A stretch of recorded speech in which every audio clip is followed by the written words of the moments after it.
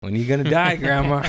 That's so dark. I wanted to do this one sketch where I did like a small part of it in this one sketch that I did where I wrote it where, they always have those scenes in the movies where they're doing the last words, like, tell my wife I love her. Yeah. And just the death is taking so long. It won't.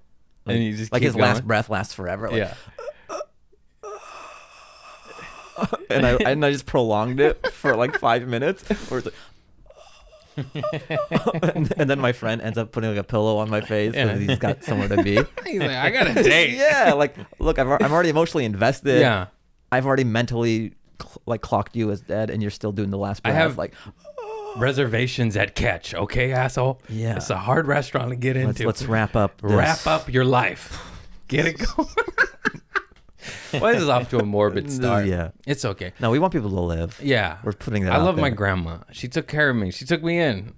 But you brought that up. It's gonna get slightly more darker before we change this subject. Yeah. So nobody talks about this. So we were there as she was passing, and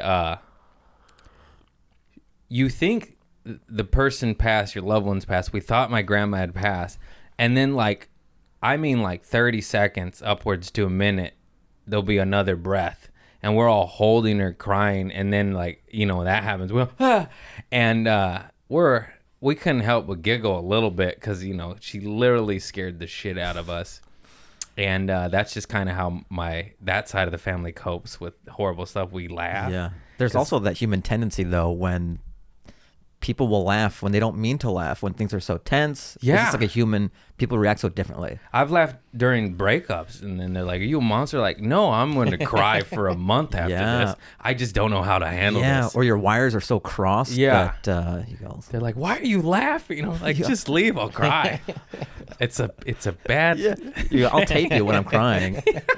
Just I'll like record it. See, I told you. It's happening now. This is ugly cry too. I'm just on my own schedule. I cry in the car. That's when I open up. Oh, I've done that. Yeah, I'm a private crier. Yeah. Like, I think it's a Middle Eastern thing. Just suppress all the feelings. And that's why, like, I think someone said, hey, let's go see that Mr. Rogers movie, Yeah. when that was in theaters. Yeah. And I had heard how sad it is and stuff. I'm not going to cry with anyone I know. No one could see me cry. Crying's like jerking off to me. Like, I'd rather someone see me jerk off than cry. And sometimes I'll be in the theater, and I'm like, I think I was watching Straight Outta Compton, which sounds ridiculous. Did you but cry? Like, the Eazy-E scene, like, there's, for some reason, sometimes things just hit you a certain way.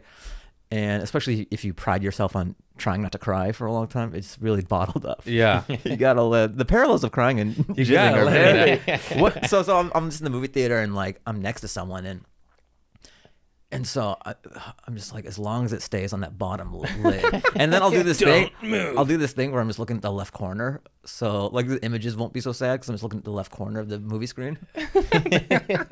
I'm like edging.